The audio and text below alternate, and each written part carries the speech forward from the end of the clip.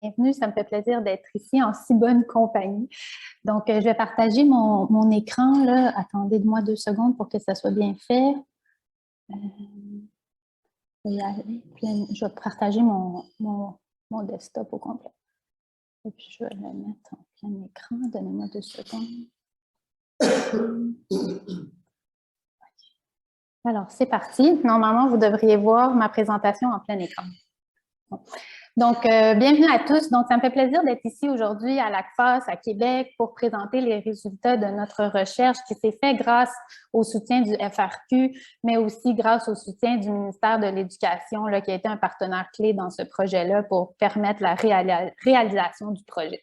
Donc, le projet Résilience Apprentissage est effectué par l'Observatoire pour l'éducation et la santé des enfants, avec Sylvana Côté et aussi Karine Trudeau. Donc, on est 3 à avoir travaillé activement sur ce projet, en plus de toutes les autres personnes qui nous ont aidés, dont les enseignants dans les 275 écoles qu'on a pu rejoindre.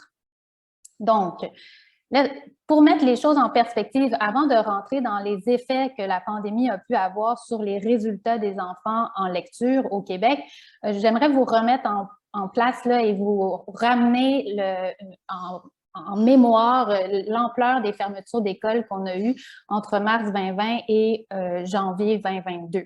Donc, cette figure-là reprend toutes les fermetures d'écoles à travers le Canada. Et ce qu'on voit ici, le Québec, attendez, OK, oui, parfait. Donc, on voit le Québec ici en jaune qui se distingue. Donc, on voit le Québec, tout comme la Colombie-Britannique, réouvre ses écoles partiellement un peu plus tôt avant la fin de la période mars 2020 à juin 2020. Mais la majorité des écoles demeurent quand même fermées dans le Grand Montréal et dans les environs du Grand Montréal. Ensuite, c'est passé toute une période où il y a eu des ouvertures, des fermetures complètes, pas complètes au secondaire. Donc, il y a eu toute une variété de choses que les jeunes ont vécues et c'est un peu tout ça qu'on va mesurer dans nos résultats qu'on va vous présenter aujourd'hui. Ce n'est pas les fermetures juste en 2020 ou juste en 2021, c'est l'ensemble de tout ce qui s'est passé, de tout ce que les jeunes de 4e année ici ont vécu depuis le début de la pandémie. Donc, le projet a émergé au début de la pandémie. Sylvana et moi, on s'est parlé, puis on dit comme, mon Dieu, il faut mesurer, qu'est-ce qui va se passer? Donc, on a essayé de penser à qu'est-ce qui serait le plus stratégique. Puis, pour y arriver, on a repensé à des données québécoises qui sont particulièrement intéressantes. Là, ce sont les données de l'ECDEM, l'enquête québécoise sur le développement des enfants de la maternelle, qui recense pratiquement tous les enfants de la maternelle, surtout la cohorte de 2017. La cohorte de 2012 ne rejoignait pas autant d'enfants, était quand même très, très bonne, mais la cohorte de 2017 est particulièrement bonne.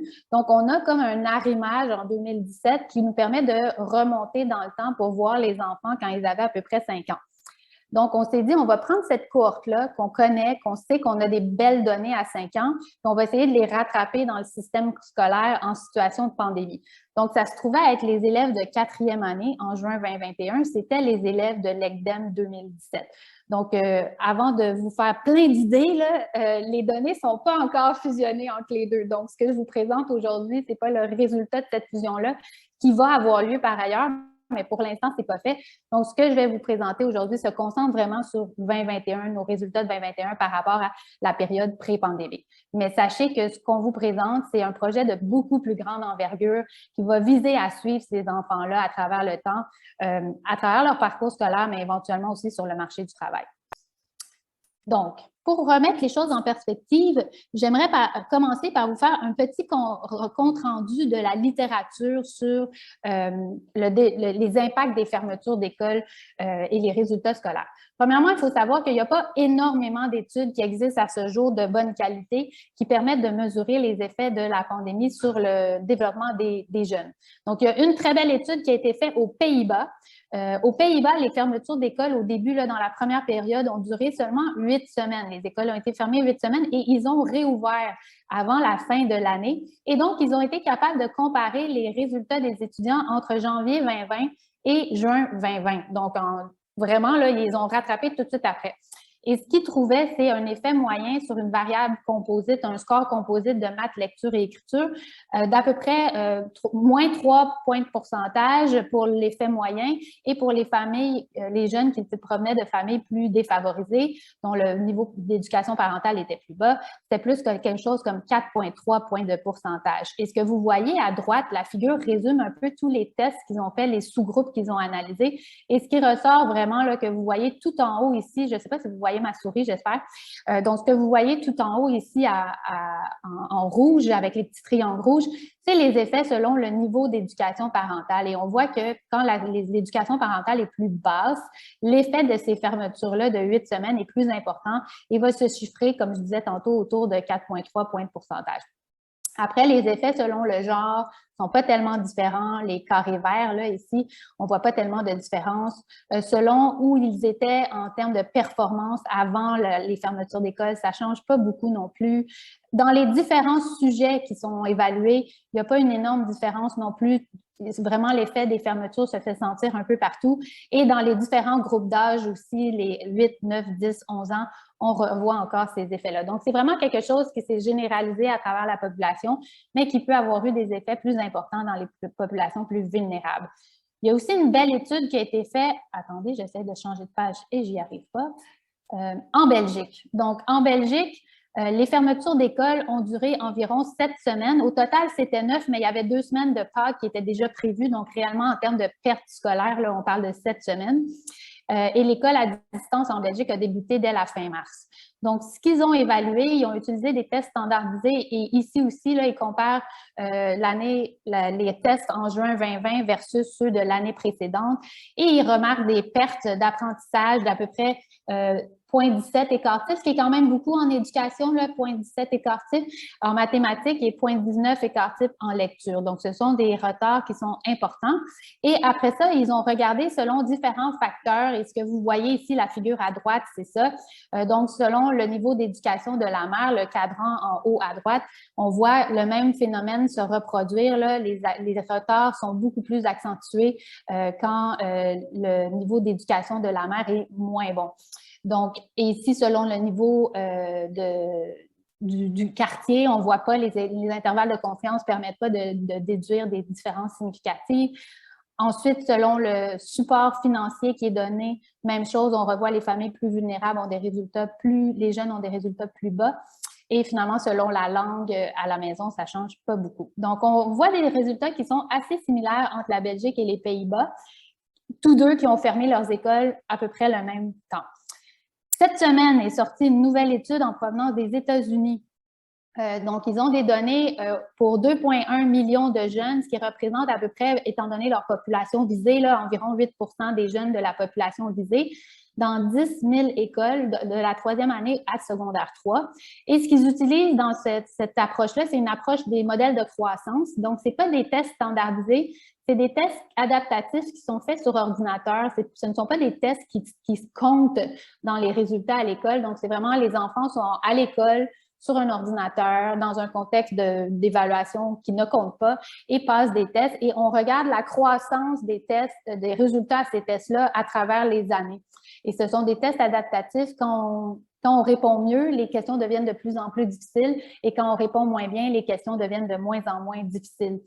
Donc, ce qu'ils remarquent quand ils regardent ils comparent la croissance durant la pandémie versus la croissance qu'ils observaient avant la pandémie, ils remarquent un retard de croissance, donc un retard d'apprentissage qui est plus marqué en mathématiques. Ce que vous voyez à droite ici, là, les retards sont beaucoup plus importants qu'en haut en lecture. Et les retards s'accentuent quand les fermetures d'école ont duré plus longtemps. Donc, plus les fermetures d'école ont été importantes, plus les retards sont importants et plus le niveau de pauvreté est élevé. Les courbes bleues, ici en bas, le niveau de pauvreté élevé de l'élève sont importants, plus les retards sont importants.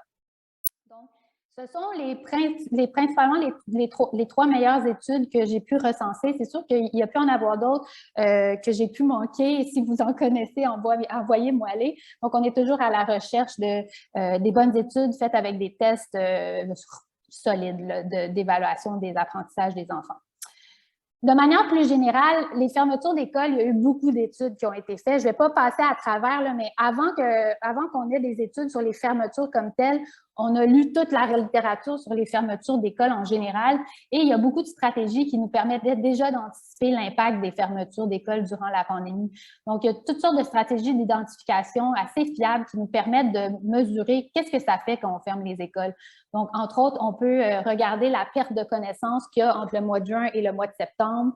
Il y a eu des grandes grèves enseignantes dans différents pays qui ont été exploitées pour voir l'effet sur les enfants. On peut utiliser les règles d'âge à l'entrée pour comparer des enfants qui ont une année de scolarité versus une année de moins, mais qui sont à quelques jours d'intervalle. Et finalement, il y a eu des pandémies passées qui ont été aussi analysées par certains chercheurs. Et toutes ces recherches-là tendaient à conclure qu'il y a des effets. L'école, c'est important, il faut aller à l'école.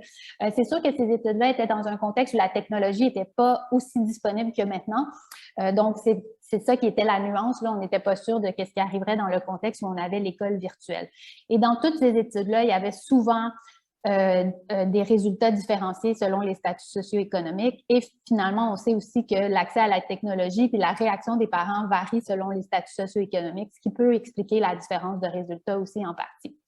Finalement, j'aimerais vous rappeler qu'il y avait une étude d'Anouchek qui avait été faite à l'époque, qui était quand même bien faite quelques mois après le début de la pandémie, qui estimait les pertes qu'on pourrait engendrer les fermetures d'écoles primaires et secondaires au Canada.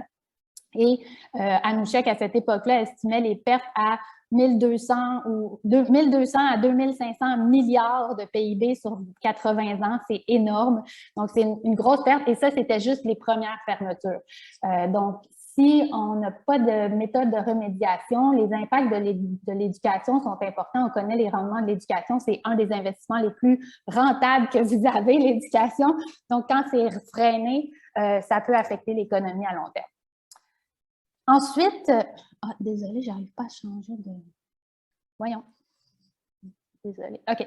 Donc, le dernier point que j'aimerais faire sur la littérature, si j'ai le temps, oui, j'ai le temps, c'est qu'on n'a pas beaucoup d'études qui nous permettent d'anticiper les effets à long terme au niveau individuel. Donc, il y a une étude qui a été faite par Yom et Whelan en 2019, mais qui se passe au Chili, qui était une très longue grève enseignante il y a très, très longtemps. Et ils ont pu observer qu'est-ce qui s'est passé auprès de ces jeunes-là. Et si on estime à environ 70 jours d'absence à l'école, le pire scénario qu'on pourrait imaginer, on estimerait, selon leurs résultats qu'ils ont trouvés, que la graduation au secondaire pourrait diminuer. Donc, on aurait 210 élèves de moins sur 1000 qui gradueraient du secondaire avec 70 jours d'absence. À l'université, on aurait 168 élèves de moins sur 1000 qui participeraient à l'université. À long terme, on aurait des pertes salariales de 2 à 3 annuellement et des pertes de revenus totaux de 4 annuellement. On trouve aussi des effets au niveau de la transmission intergénérationnelle. Donc, on trouve que les enfants des enfants qui ont été affectés ont eux-mêmes des retards à l'école. Donc, ce ne sont pas des effets négligeables ou à négliger. Par contre, c'était dans un contexte différent de maintenant. On n'a pas les mêmes capacités financières pour réagir. On en a plus ici qu'ils en avaient à cette époque-là. On a aussi une technologie beaucoup plus développée qui nous permet de remédier à certains problèmes qu'on n'aurait peut-être pas pu faire à l'époque. Et aussi, il y a une conscientisation importante auprès des différents acteurs du milieu qui fait que je pense on peut s'attendre à ne pas voir d'effets aussi dévastateurs si on garde en ligne de mire l'importance de faire du rattrapage pour les enfants les plus vulnérables. Donc, tout ça, c'est ce qui nous a amené finalement à notre propre projet de l'Observatoire, le projet Résilience-Apprentissage. Le projet Résilience-Apprentissage est un projet qui a été effectué auprès des élèves de 4e année du primaire. Le projet était ouvert à tous. On ne pouvait pas forcer les gens à participer au projet, mais on a quand même 30 centres de services scolaires sur 60 qui ont participé à notre projet. Comme vous voyez sur la carte, c'est bien réparti là, à travers la carte du Québec. Donc, on a rejoint beaucoup de secteurs différents. Au total, on a 275 écoles qui ont participé, ce qui fait qu'on a à peu près 11 800 élèves qui ont participé au total, ce qui représente à peu près 10 des élèves de la cohorte d'élèves de 4e année. La correction des épreuves, on a fait passer l'épreuve du texte courant, qui était une épreuve courante qu'on fait passer aux enfants de 4e année. Donc, mais ce qui est intéressant dans notre projet, c'est qu'on a repris l'épreuve de 2019, donc exactement la même épreuve. On leur refait passer aux enfants, c'est d'autres enfants évidemment, en 2021. Donc, les enfants de 4e année en 2019 ont passé l'épreuve, ne connaissant pas la pandémie, travaillant comme ils le font normalement. Et en 2021, on est allé dans les écoles auprès des élèves de 4e année encore, refaire passer la même épreuve auprès de ces élèves-là. Évidemment, en 2019, l'épreuve était une épreuve obligatoire qui comptait au bulletin. En 2021, l'épreuve n'est pas une épreuve obligatoire qui compte au bulletin, c'est un projet de recherche. Par contre, les gens qui se sont engagés dans ce projet-là l'ont fait avec sérieux, donc ils ont préparé leurs enfants, ils ont dit que c'était un projet de recherche important et la correction a été standardisée au ministère, donc ça a été corrigé par au moins 2 correcteurs, donc on est pas mal sûr que c'est très, très bien corrigé. Mais ceci étant dit, ça implique que les résultats que je vais vous montrer captent à la fois les effets des fermetures d'écoles, mais aussi les effets du contexte familial dans lesquels les jeunes ont pu vivre et aussi les effets du contexte dans lesquels l'épreuve s'est passée. Donc, c'est tout ça ensemble qui est capté par les résultats qu'on vous montre aujourd'hui. Donc, je m'excuse. Voilà. Donc, en gros, premièrement, en moyenne, les épreuves, voici les résultats en 2019 et en 2021. En 2019, les élèves ont obtenu une note moyenne de 77,3 à l'épreuve du texte courant. En 2021, on trouve plutôt une note de 69 à l'épreuve du texte courant. Donc, vous voyez une grande différence là d'à peu près 8 points de pourcentage entre les deux résultats. Évidemment, là, ça, ce sont les élèves qui ont participé à notre épreuve et les comparables, ce sont les élèves de la même école en 2019. Donc, on a dans notre base de données uniquement les élèves qui sont dans la même école en 2019 et en 2021. Si on observe une école seulement en 2019 ou seulement en 2021, on ne la garde pas pour l'instant dans nos résultats. On est encore à la recherche. Il y a des centres de services scolaires qui ne nous sont pas revenus encore pour 2019 et donc on est encore en train de cogner aux portes pour obtenir les résultats de 2019. Les seuils de réussite du ministère, le seuil est de 60 %. Donc, pour le ministère, si on réussit, on a 60 % ou plus à l'épreuve, on réussit. Donc, si on applique ce seuil-là aux résultats que nous, on a obtenus, on trouverait qu'en 2019, 83 % des élèves ont réussi l'épreuve, tandis qu'en 2021, on était plus à 72 %. Donc, vous voyez déjà l'effet là, se profiler ici. Par contre, ce qui devient intéressant, c'est quand on va décomposer tout ça. Et pour y arriver, je vais utiliser un modèle avec une approche par effet fixe. Donc, j'ai un modèle où je mets des effets fixes d'école. Donc, c'est ce que vous voyez ici, là, le θE ici, ce sont des effets fixes d'école. Donc, quand je mets un effet fixe d'école dans mon modèle, ça me permet de vraiment comparer les enfants de 2019 et de 2021 dans une même école. Donc, j'ai ici ma variable de résultat, le résultat au test. J'ai une variable indicatrice qui est égale à 1 si on est dans la pandémie ou si on est pré-pandémie, donc en 2019. Donc, mon coefficient d'intérêt, ça va être le bêta qui est ici. J'ai pas beaucoup de variables de contrôle, malheureusement. J'ai surtout juste le genre de l'étudiant, mais qui s'avère être important parce que les garçons réussissent moins bien que les filles. Donc, si d'une année à l'autre, dans une école, j'avais plus de garçons, plus de filles, il faudrait que je le contrôle pour être sûr de ne pas mélanger les effets de la pandémie avec les effets de la composition des écoles. Donc, tout ce que je vais vous présenter, tous les résultats que je vais vous présenter, ce sont des variations intra-école. Donc, commençons par les effets sur tous. Donc, l'effet moyen sur tous est d'environ 8,3 points de percentile. Donc, c'est un effet qui est important et qui est significatif. Donc, on a une baisse des résultats intra-école d'environ 8,3 points de percentile. Ensuite, quand on décompose, et je décompose selon 5 différents groupes. Donc, je compare les écoles qui ont eu des interruptions de plus de 15 jours avec les écoles qui ont eu des interruptions de moins de 15 jours. Et je trouve qu'en plus de l'effet moyen d'environ 8 points de percentile, les écoles qui ont eu des interruptions de plus de 15 jours en 2020-2021 leurs élèves ont eu des résultats plus bas, d'environ 2,3-2,4 points de percentile. Donc, les écoles qui ont eu plus de fermetures durant 2020-2021 ont eu un effet supplémentaire en plus de l'effet moyen que tout le monde ressentait. Quand je compare les garçons avec les filles, les garçons aussi ont eu un effet supplémentaire qui est à peu près de 1,5-1,6 points de percentile. points de pourcentage, pardon. Donc, les garçons ont été affectés plus que les filles, mais l'effet moyen sur l'ensemble des garçons et des filles est beaucoup plus important que la différence entre les garçons et les filles de l'effet de la pandémie.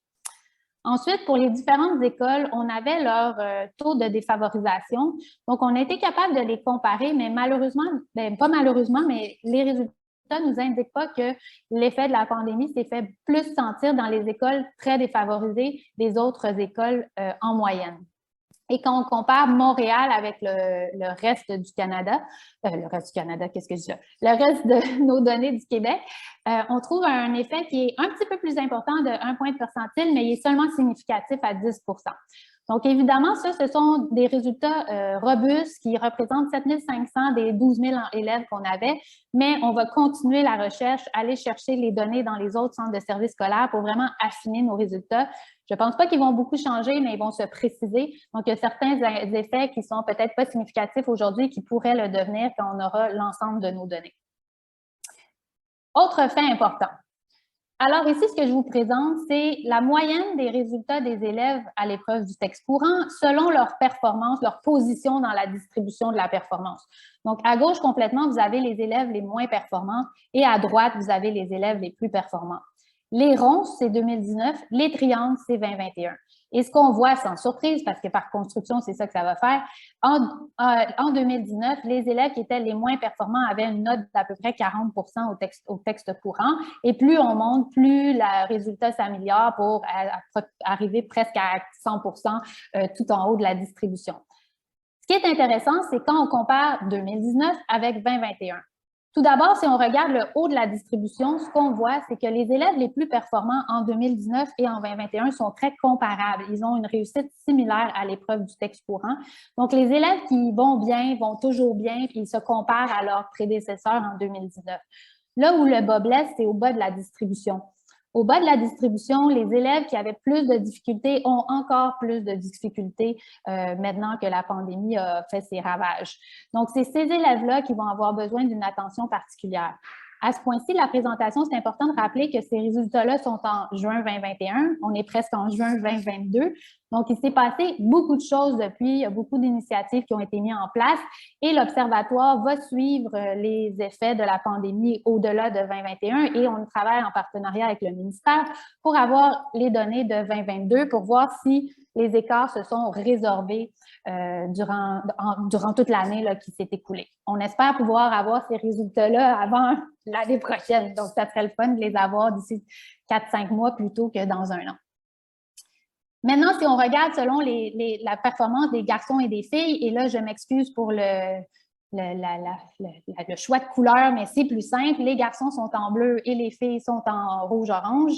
Donc, les garçons, ce que vous voyez, leur performance moyenne en 2019 est inférieure à celle des filles, surtout dans les déciles de plus basse performance. Là, dans le haut, ça se ressemble beaucoup.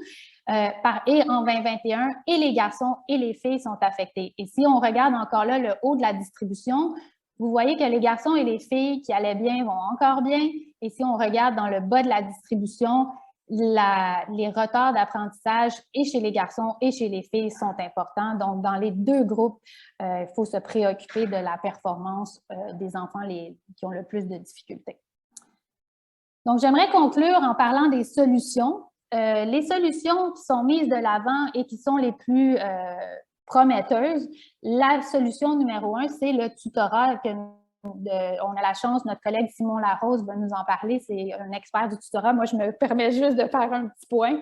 Donc, il y a une belle étude qui a été faite par des auteurs, Nick Howe, Oreopoulos et Kwan en 2020, qui documentent les gains de cette approche-là et on documente des gains de l'ordre de 0,3, 0,4 écart type.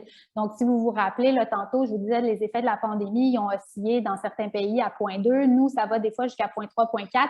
Donc, avec une bonne approche de tutorat, on serait en mesure de résorber la plus grande partie des écarts qu'on observe aujourd'hui.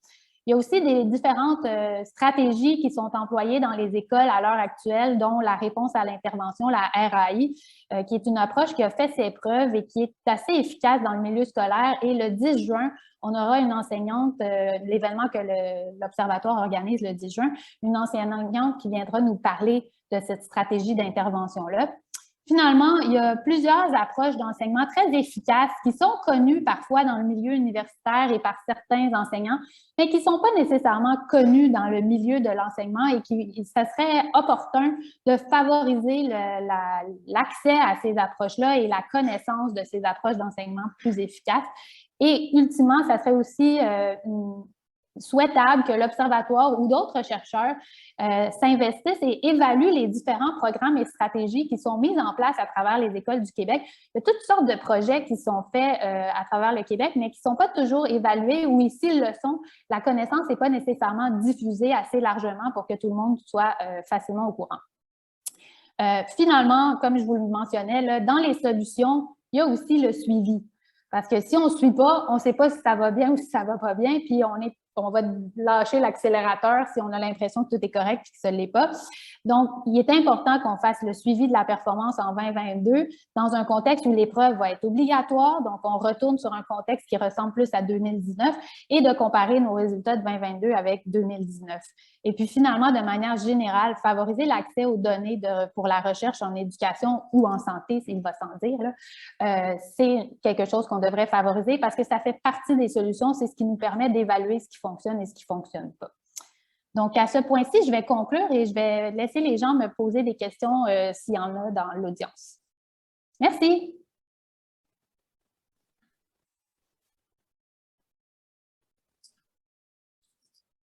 Super présentation, Catherine, merci beaucoup. On a effectivement déjà une question dans l'audience qui nous vient de Viviane. C'est à toi, Viviane.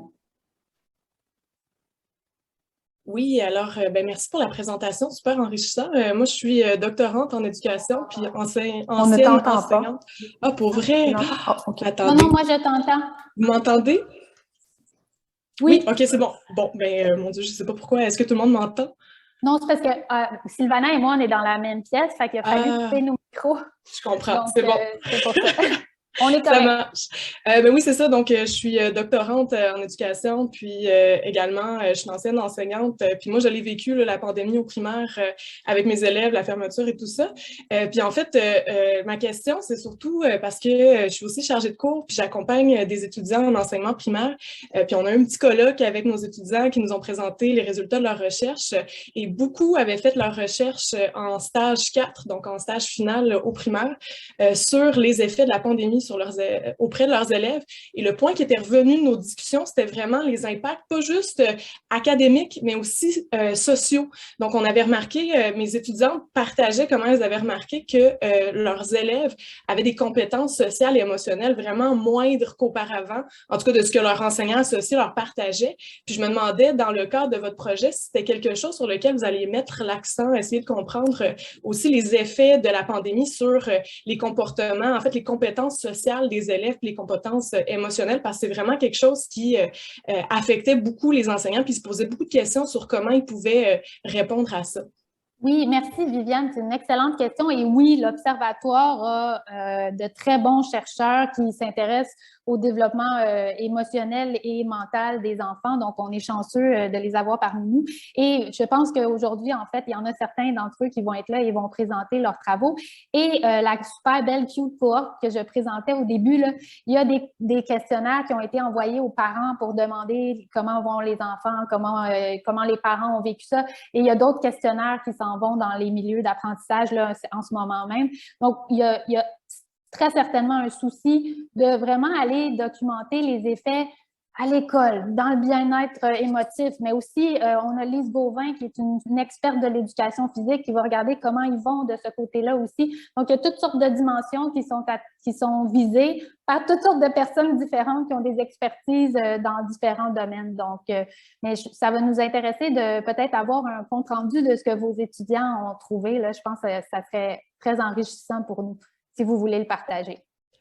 Certainement, là, si jamais vous voulez entrer en contact, là, je pense que mais c'est vraiment quelque chose qui est ressorti. Là, puis aussi, j'aime bien regarder les groupes Facebook des enseignants, puis c'est un point qui revenait beaucoup sur les discussions. Les enseignants, ils remarquaient d'une cohorte à l'autre comment en ce moment, il y avait vraiment une régression en termes de maturité puis de compétences sociales là, de la part des élèves qui étaient incapables de se concentrer sur les tâches académiques parce qu'ils n'étaient pas capables de gérer des petits conflits du quotidien. Là. Ben oui, certainement. Écrivez-moi, ça va me faire plaisir. Merci. C'est bon, merci. Je vois une autre question de Anna, si le nom est bon. Des fois, c'est pas toujours le bon nom. Oui, bonjour, merci. Merci beaucoup pour cette présentation. Alors moi, je m'appelle Annabelle Césaro, c'est comme un raccourci, Anna. Je travaille pour une instance régionale de concertation, en fait, celle de Chaudière-Appalaches, Préca. Et en fait, moi, je voulais savoir, c'est plus en termes techniques par rapport à ce que vous faites dans votre étude, je voulais savoir s'il y allait avoir un pan régionalisé. Parce que là, j'ai vu que c'était donc l'ensemble en fait du Québec. Est-ce qu'avec les résultats que vous obtenez, il y a une possibilité peut-être, c'est un petit peu, voilà, c'est par intérêt, hein, parce que nous, nos partenaires, ils aiment bien avoir ce qui se passe dans leur région. Est-ce que vous avez cette envie d'aller vers la régionalisation? Est-ce que c'est possible? Est-ce que le nombre de personnes rend cela possible ou pas? On est capable de faire une certaine régionalisation, mais on avait dans nos devis prévu ne pas trop, parce qu'on veut préserver la confidentialité des différentes personnes qui ont participé à notre étude. Donc, on ne va pas trop découper. On a communiqué les résultats avec les centres de services, donc eux sont au courant des résultats de leurs différentes écoles. Mais nous, on n'avait pas l'intention de nommer quelque école que ce soit, mais on va faire certaines régionalisations quand on aura l'ensemble de nos résultats, parce que là, on entend encore, entre autres, la capitale nationale qu'on n'a pas reçue, donc qui est quand même un gros morceau. Donc, on attend d'avoir tout pour commencer à faire de la régionalisation. Oui, l'idée, elle n'est pas d'aller nommer parce que nous, on travaille avec nos partenaires, puis on va collecter des fois des choses dans les écoles, puis après, on régionalise pour éviter justement de pointer, ou on ne veut pas pointer du doigt puis mettre les gens en compétition. Mais c'est vrai qu'en fait, comme on crée des portraits de régions, on met en avant en fait des choses qui se passent dans les régions pour qu'ensuite les écoles puissent faire leur plan d'action. C'est sûr que ça peut être vraiment intéressant, en fait, même si, enfin voilà, peut-être un travail, mais peut-être je me permettrai de vous recontacter parce que ça m'intéresse. Totalement, ça va nous faire plaisir. Merci beaucoup. Oui, je veux juste mentionner, Anna, merci beaucoup pour votre commentaire. S'il vous plaît, contactez-nous. Contactez William Sauvé, qui est peut-être William, tu peux mettre ton email dans le chat. William, que vous voyez apparaître, là, colloque 655, c'est notre coordonnateur de l'OPES, et puis parce que la diffusion des résultats vers les partenaires régionaux est importante. Et puis, si on peut travailler là-dessus ensemble, ça nous aiderait, parce qu'effectivement, on va en faire des recoupements régionaux. Puis moi, c'est mon travail. Là, je suis chargée de recherche et de transfert de connaissances. Donc, moi, je suis issue du milieu de la recherche, mais un peu différente, mais je suis arrivée chez Préca. Puis c'est comme mon travail, en fait, d'aller chercher ce que font les chercheurs, de le mettre en avant et de pouvoir le partager avec nos partenaires et de faire un lien entre la recherche et la pratique, de ce qui se passe sur le terrain, comment ils peuvent, l'exploiter et le mettre de l'avant pour ensuite, eux, faire des actions. Excellent, merci beaucoup. Merci à vous.